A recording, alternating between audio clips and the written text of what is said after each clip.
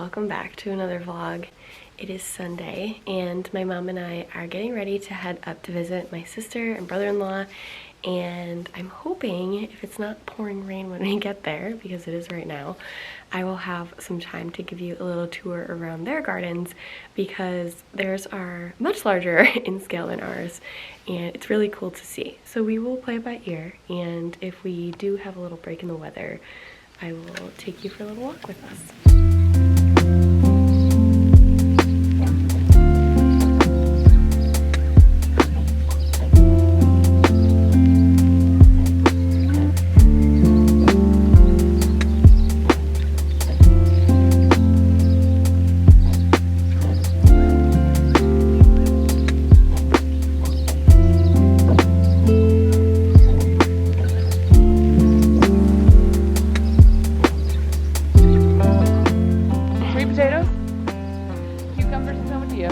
Under this? Nope, cucumbers. Oh, right here. There. So you're gonna trellis those so they crawl up here? Yep. Cool. Then I got all the brassicas and cabbage and broccoli and Brussels sprouts. And that's to protect them from bugs? Yep, because the moths are out right now. Yep. And then mine are just planting their little seeds. Then I have, from the back to the front, I have soybeans, celery, parsnips, carrots, beets, and turnips. Okay. And I've been trying different varieties, that's why there's like some empty spots. Yeah. And then again from the back, we've got 3 different types of kale. We have chard, spinach, radicchio, bok choy, arugula, and 6 different kinds of lettuce. And why do you have this off? Because you don't need to cover them now? Correct. Okay. Yeah, and plus we need to eat. Yeah. These are all onions? Yeah, from the back it's like leeks, shallots. Oh, your leeks are huge. White onions, yellow onions, red onions, and then the bunching onions. The long tropia purple onions, and then the purpleette onions. Okay. And then here we got 2 different types of beans, like bush beans. Yeah. Then we have sweet peas and snow peas. Okay, well this makes me feel better because yours are about the size of mine and I was thinking they weren't doing so great. No, I mean I had to plant them twice because things kind of got stuck. Yeah. I got one last little empty plot, and then I have cilantro, dill, parsley, basil, and 5 different types of radishes. And then we have 3 different types of potatoes. In the back there? Yep, and the garlic. Cool. I'll go around the other side, yeah. This is their little water setup, so this is what we're hoping to do. We'll put a sink in our little table so we can have water right by the gardens. Now this is the hoop house where the tomatoes and peppers and eggplants are. Okay. So we have 17 varieties of tomatoes. Jeez, yeah, you guys can walk along the rows.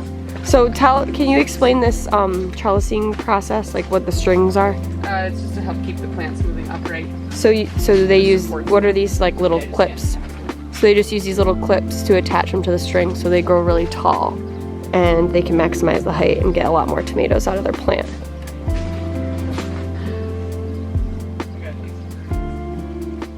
What's over on the other side, Meg? We got 2 different types of eggplant. And sorry. Sorry. Then there's 4 or 5 different types of peppers. There's like 3 sweet peppers, jalapenos, the red pepper like peppadew, and the sashimi. Yours are so much bigger than mine. Oh my god. They were stuck in for a little bit. Now they're really taking off. Yeah. You can tell where the water ends because these plants struggle a little bit more. Like this is more the size of mine right now. Yeah.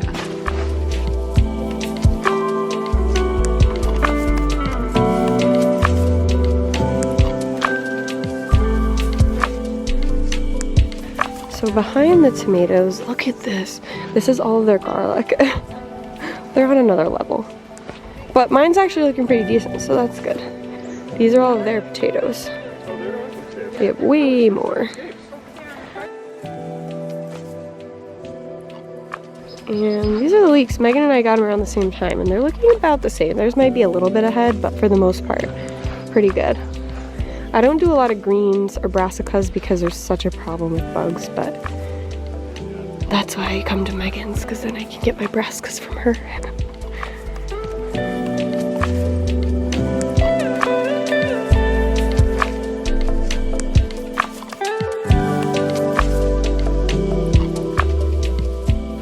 This is blueberry bush. Look at these. Are these all blueberries, Meg? Yep. All in this little wood chip patch? These are rhubarb. These are humongous. Look at that. Oh my gosh, she just planted a few small ones. Mine's probably about this size. Look at our weeds. Yeah. What weeds are you growing this year? Oh, God. All of them. I don't know what to do, but I stopped getting Is this like squash, pumpkin, cucumber, that stuff? until Thursday. Everything. They like didn't. Holy flowers! That's all squash and corn. Squash and corn. Corn in the back. All this is squash. This is all flowers. Looks like zinnias, cosmos. And Oh my gosh. this all gets mulched soon, December. Yeah. This is the weed patch. Are those raspberries? Yeah, the whole back sort of bag. line is raspberries. Yeah. Yeah, that all gets covered with gypsum. Yeah. We're taking a walk between my sister's and her neighbor's house, and they have this gorgeous woods path along this little brook. No, we'll go up the hill there. It's just covered in ferns and moss. It's so cool.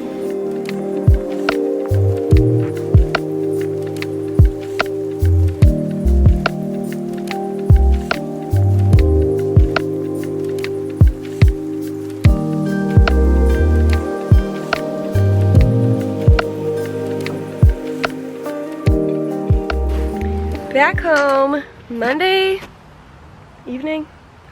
All the days are blurring together. I hope you enjoyed the little tour at my sister's house of the gardens.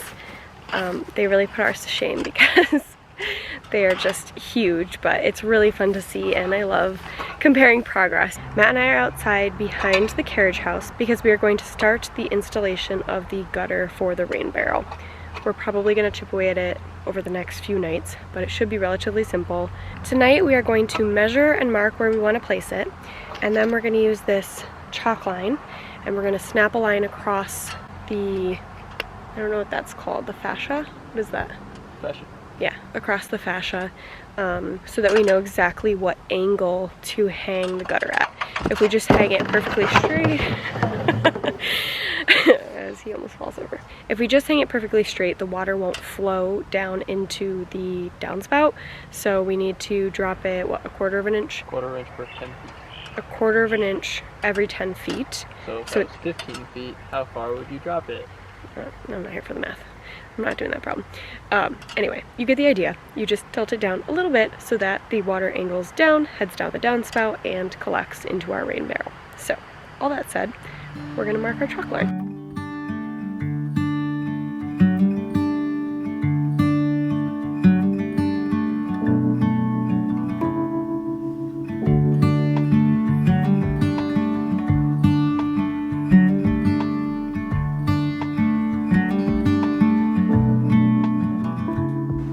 I'm not sure how well you can see that, but we just snapped the chalk line. It does not look like it's level because I don't think this roof is very level, but according to the line level we used, it is, so we're just gonna go with it and hope that is actually the case. That's all for tonight. Hopefully tomorrow we will have time to hang the gutter and the clips that the gutter attaches to. It should be pretty straightforward, but it's hard to say until you're actually up there screwing things in. So we will see, fingers crossed, and hopefully in the next day or two we will have a working gutter installed.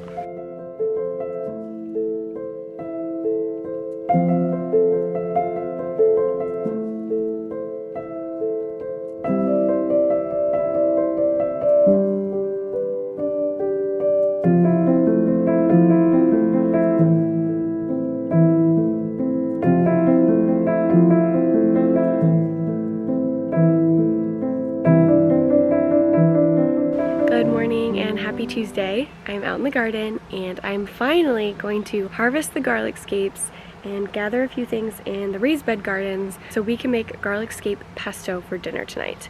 I've never made it before, I've heard amazing things, and I've seen tons of different recipes, all based on kind of what's available in the garden and what you have in your pantry, but we're gonna try to whip something up later tonight and we'll see how it tastes with some pasta and toast. I'm going to grab some basil, some parsley right here, and a few clumps of regular chives and garlic chives, and then we'll head to the back bed and we'll clip the garlic scapes.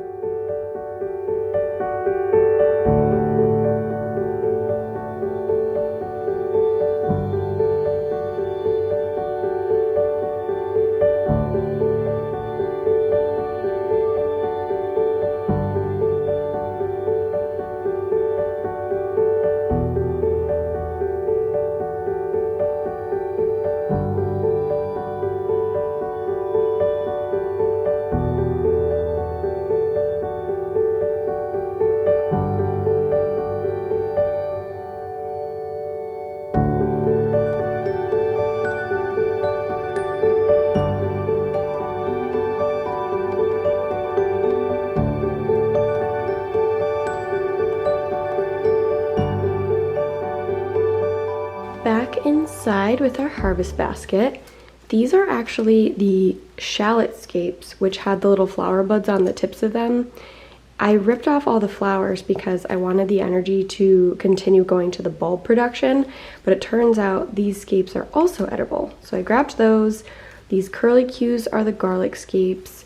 We've got some chives, parsley, and basil down here at the bottom. So I think this will make up some pretty yummy garlic scape pesto. I'm going to pour myself a cup of coffee, sit down and get started with work for the day.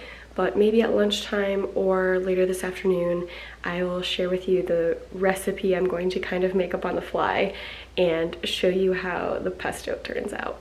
Okay, I just took a quick break for lunch, and before I make the garlic scape pesto, I'm actually going to plant all of the plants that I purchased from that plant sale ages ago that I was just like paralyzed on after the whole worm debacle. If you don't know what I'm talking about, watch last week's video. However, they need to get in the ground. I washed all of the roots off after I purchased them. So one huge way to prevent the spread of Asian jumping worms is to buy or share bare root plants.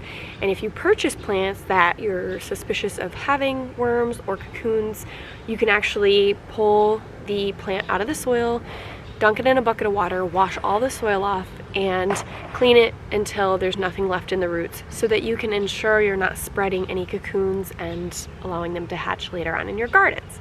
So I purchased this in a pot of soil, I stripped all the soil off, I dunked it in a bucket of water, and all of these plants have been sitting bare root in a bucket, and I've been watering them for the past several weeks because I didn't know what to do.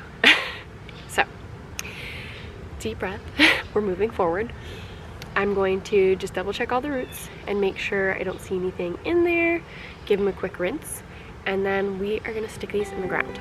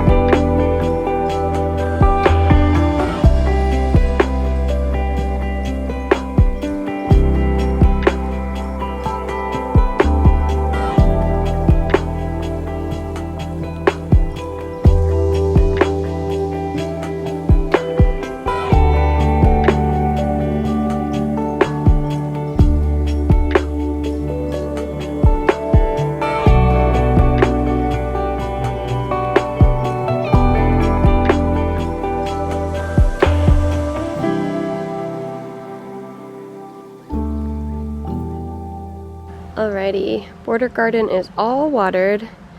All of those plants are in the ground. I just kind of spread them out among the different beds around the edge of the raised bed garden here, and hopefully they will settle in and mature nicely. I suspect over time I will need to divide and move things around, but at the moment I'm just trying to get things in the ground so they have time to get larger and mature. And as you can see, it is desperate for another weed. I have all kinds of grass coming through, so I will need to make time for that this week as well. I have one last plant, and this is the native hydrangea. I think I'm gonna put it in this little corner between the air conditioning unit and the fence because it's actually a little bit shady and it's kind of an awkward spot to mow. So I'd love to just turn this into a little garden bed, and this particular type of hydrangea doesn't mind a little bit of shade, or a lot of bit of shade for that matter. So I think it's the perfect spot.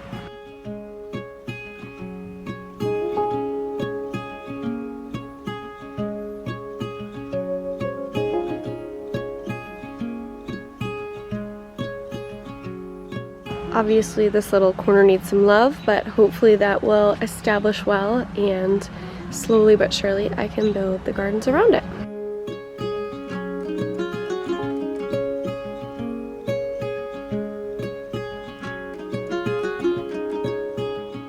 Back in the kitchen, and I'm going to chop up all of my garden goodies to prep for the pesto. I'm kind of following a recipe, which I will include in the description, but I'm also modifying it with the things that I have and want to use up. So I'll kind of go off the recipe a little bit, and I'll adjust the quantities of things accordingly. I think as long as I get the general measurements, after that it's more of a taste and texture thing. So once I get it all blended up, I'll taste it and see what I need to add.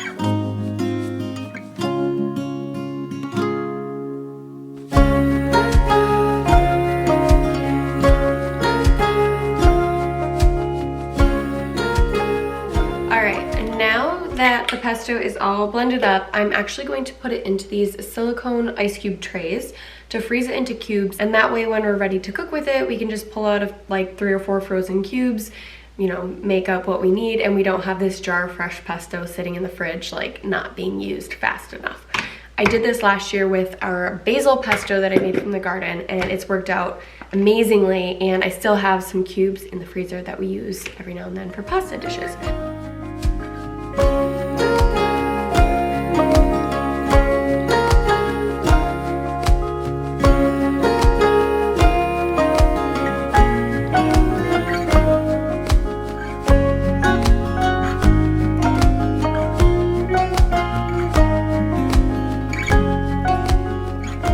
That's in the freezer now. I did taste it. It's like a subtle garlicky, pesto-y flavor. It's just very fresh, but I will say not a good first early date night meal because I can still taste the garlic on my breath. So if you love garlic, this is definitely the recipe for you. And it's totally worth adding whatever you have from your garden to modify the recipe. It's a great way to use things up, and I will let you know how it is with the pasta tonight.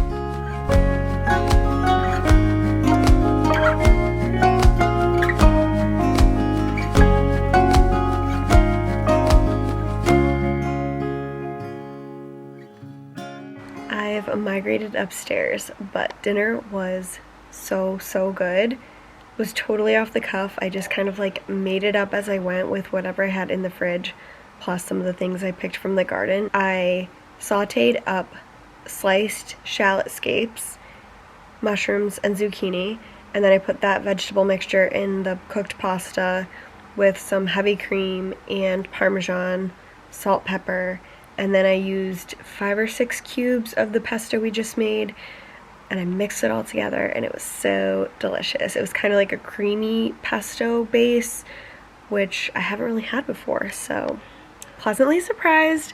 Highly recommend. The garlic scapes and the shallot scapes are flipping delicious. So very excited we discovered that and tested those out, because as we all know, because I say every single video, I am definitely going to be growing those again next year. Now I am going to do a little bit of editing, get ready for bed, and then try to read my book for a few, because it's been a few days since I've had time to read, so I want to get back into that routine. Happy Thursday. Matt and I are in the car headed to Boston. We are going to the Red Sox Phillies game. He was able to get some tickets from work, so we are meeting up with some friends, and we are going to enjoy the game. It's been, I don't even know how long since we last went to a Red Sox game. Probably like 6 years. Maybe 6 years. I think the last last time I went to one was when we were still living in the city, so I lived in Bedford with my parents. yeah. So anyway, it's been a minute, and I'm excited to get to the stadium and enjoy. The weather is beautiful. It's about 85 degrees right now, and I'm sure it'll cool down a bit once we get there. So yeah, I will bring you along.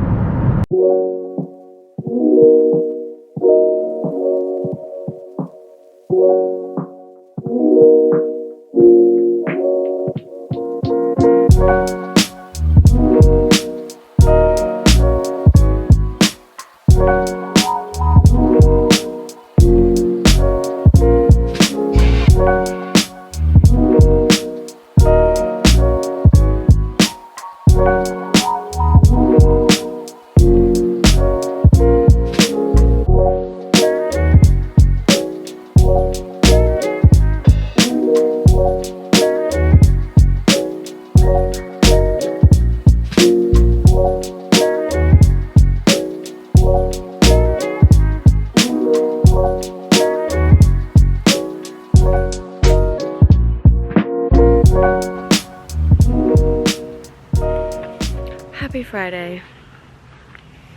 I'm so tired. Matt's in there. We are going to attempt to get this gutter hung so that we can just be done with it and move on. This can probably be our end cap, our end piece, right? Oh, I see. Yeah. So we can just, wherever the gutter ends, this lives here. Yep, and then you put that little end piece. And then I put the end cap on, Okay. and then we only have to make two seam connections. So one Okay. to the existing gutter, Yep. and then one to the 5 or 3 feet that we cut off of one gutter Yeah. that we're gonna use, which is annoying. Because these are each 10 feet, and our length is what, 15? Correct. So yeah, we just So- need like a little stretch of one of So these. what happens is you fit these together, and they slide in. Okay. And so you want a little bit of overlap, and we'll probably want to use some of that sealant Okay. right in between there, and then this goes around it in clamps, and so it looks like that. Yeah. And you use sealant all around there, Okay. and then this side, the other side will have the other end cap, and then this will have Yep. kind of like this end cap here. So this will go sit inside this. Do we need another one of those? See, we have 2 seams. Yeah. Okay. So we have one for there and one for there.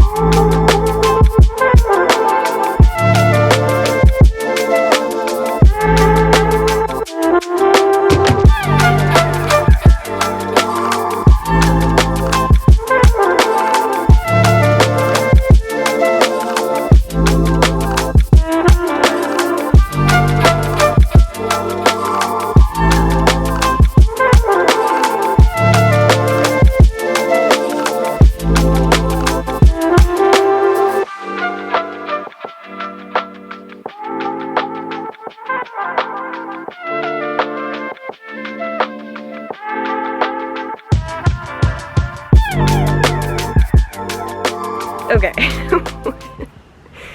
We're pausing because we just need to figure out how to better seal the seams, and it wasn't working out quite well, so we are just going to pause for now. We'll revisit it on Sunday when we have more time and we're not like rushing, and it shouldn't take too long. It's just a matter of kind of crimping the metal over itself so that it kind of holds in place, which we didn't realize you could do. So to be continued.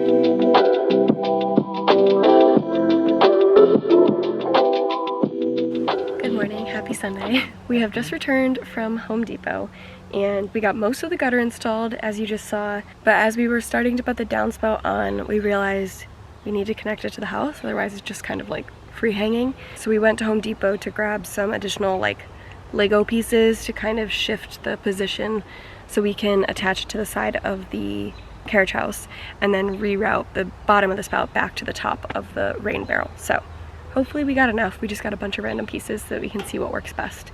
And then in theory, we should be done.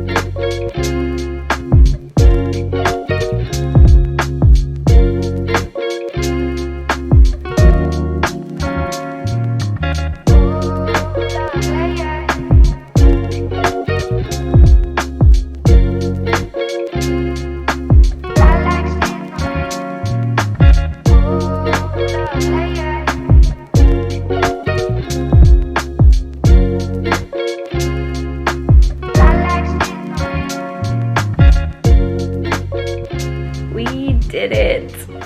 We have a gutter installed. Oh, that took so long. Just lots of little things. It's probably not that complicated, but being our first time installing a gutter, we had lots of little things we had to figure out along the way. But after we went to the store and we got all the extra pieces to kind of connect the downspout, it was just a matter of nailing it in place and attaching the little clips to the side of the house, or the side of the carriage house rather, so that the gutter didn't like rip off. And now we need to get the correct like fixtures to attach a hose to the rain barrel. All we got when we bought the rain barrel was a little like spout or a spigot, so which is fine for now, but obviously long term it would be nice to have a hose so we can drag it out to the gardens. So that's another week's problem. We're just happy to have the gutter installed, and of course it's supposed to be like in the 90s next week, and I don't think we're supposed to get any rain, so it'll be a little bit before we actually get to test out its success. But we did pour some watering from a watering can and it seems to work out just fine, so that's a good sign. Anyway, that is all for this week. We are going to get outside, mow the lawn, I'm going to do a little bit of weeding, and hopefully we can relax a little bit this evening, make a yummy dinner, watch a movie, I don't know, something just to chill. So anyway, I hope you have had a great weekend. Thank you so much for watching this week as we figured out the whole gutter situation. If you liked the video, make sure to give it a thumbs up and subscribe for future updates, and we'll catch up again next week.